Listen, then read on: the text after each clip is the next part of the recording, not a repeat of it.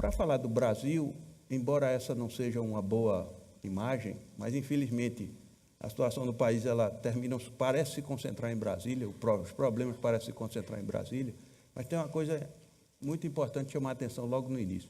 Essa era a configuração do centro da meta, do teto da meta e do piso da meta projetado para a inflação.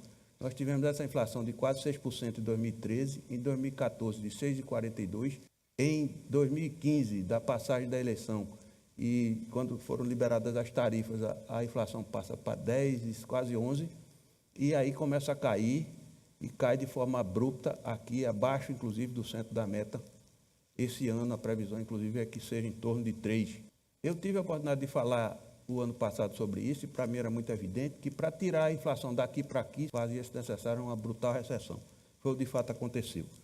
Inclusive o mercado ele já começa a falar de alguns índices de inflação abaixo de 3%. Curiosamente aqui, quando a gente observa o IPCA, que é esse aqui em azul, e a inflação da alimentação no domicílio, olha o que foi que aconteceu. Foi muito mais dramático, foi quase 17%. E como a queda é acentuada por conta do bônus, se a gente pode chamar assim, agrícola, porque a produção agrícola foi muito forte nesse ano e condicionou essa inflação aqui que está negativa, a inflação de alimentos está negativa no conjunto, na cesta de alimentos. Isso aqui foi queda de Dilma, manutenção de Temer. Nós estamos vivendo a pior crise da história documentada, aqui é 1900, e nós estamos aqui.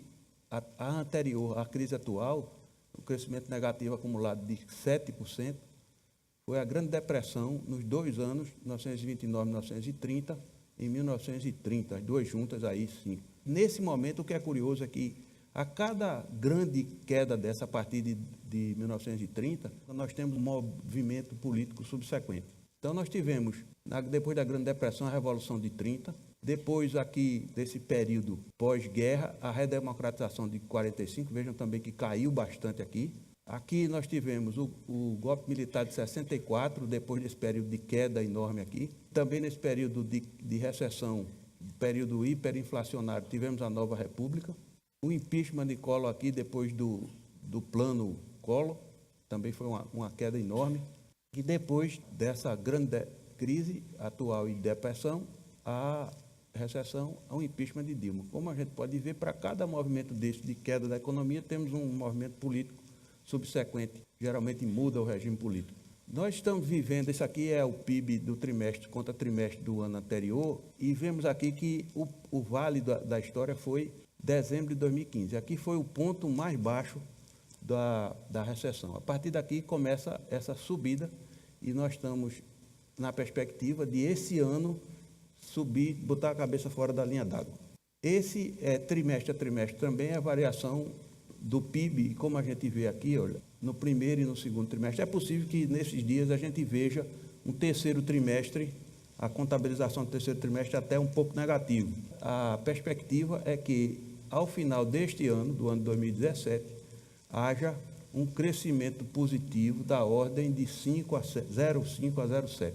Então, a saída da crise está aqui. Isso é uma evidência de que a crise começa, do ponto de vista econômico, a se reverter. Outro indicador importante é o da indústria. Em setembro, ela começou a crescer positivamente, consolidado da indústria. Outro é a geração líquida de empregos, previsto para esse ano. Nós tivemos, nos 2 anos aqui, essa queda líquida de empregos e uma previsão de, em 2017, ter um crescimento positivo. Uma coisa importante de chamar a atenção, curvas das 4 grandes crises pelas quais passamos.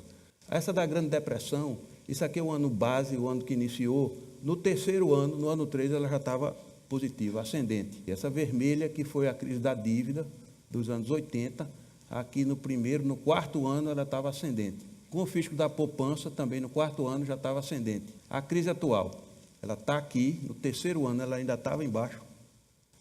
A perspectiva, o cenário pessimista é que o crescimento seja assim, ou seja, ela vai crescer de forma muito mais moderada do que as outras crises, e o cenário otimista é que o crescimento seja assim, ou seja, ela só vai estar fora no 7º, 8º ano, só vai chegar no ponto inicial no 7º ano, talvez, 8º. Essa é uma característica da crise atual. E mais ainda, esse previsão aqui de Jorge Arbach, ele hoje é economista-chefe do Ministério do Planejamento, essa é a taxa de crescimento do PIB per capita. E essa aqui é o crescimento do PIB per capita estimado. Vejam que para atingir o mesmo patamar do início da crise, nós só vamos chegar aqui em 22 ou 23. Essa aqui foi o resultado da grande perda de riqueza que houve nesses 2 anos de recessão profunda.